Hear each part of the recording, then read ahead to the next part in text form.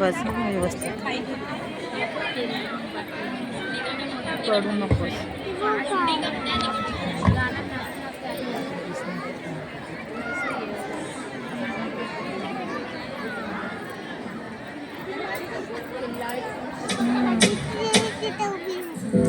नात आजीला म्हणाली, मुलीनेच का ग नेहमी सासरी जायचं?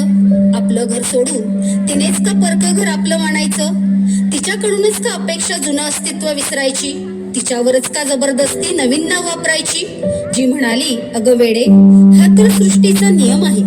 नदीनं एका जात सागराकडे आपलं घर सोडून. तो येतो का कधीतरी तिच्याकडे आपली वाट मोडून?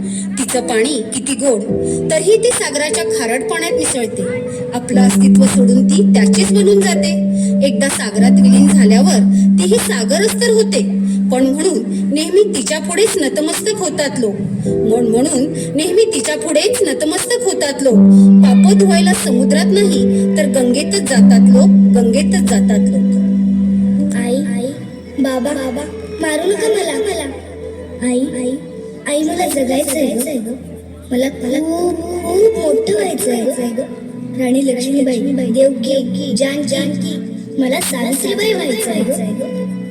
बहीण, बायको, मैत्रीण, आई, मला आई व्हायचंय ग. बाबा, मारू नका मला. तुमचाच तर अंश आहे मी. जन्म घेऊ द्या मला.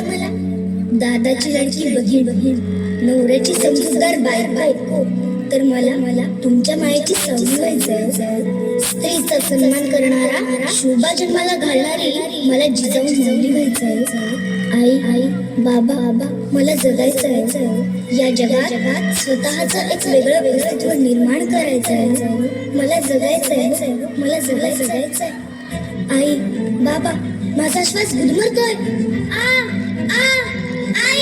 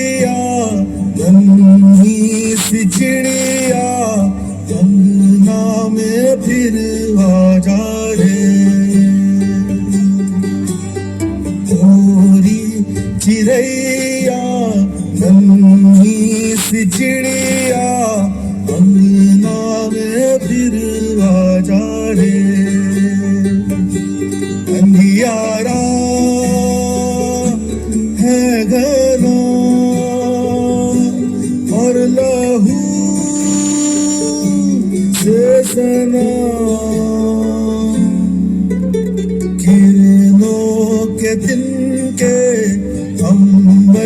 से चुन के अंगना में फिर आ जा रे।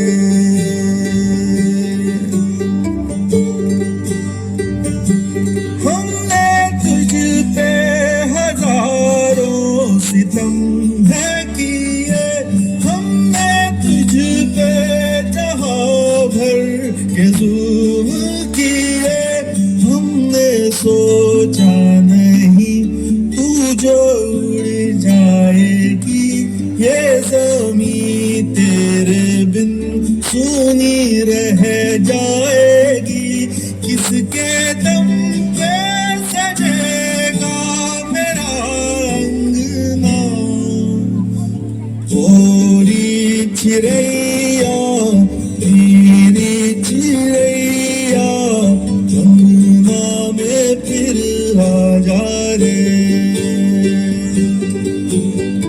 ओरी चिड़ैया नन्ही सी चिड़िया अंगना में फिर आ जा रे।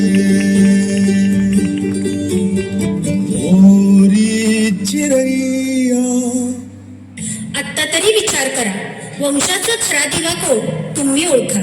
पणतीनेच पुन्हा दिवा प्रज्वलित होतो, पणतीनेच पुन्हा दिवा प्रज्वलित होतो. स्त्री असो व पुरुष, जन्म तर स्त्रीच्याच पोटी घ्यावा लागतो, जन्म तर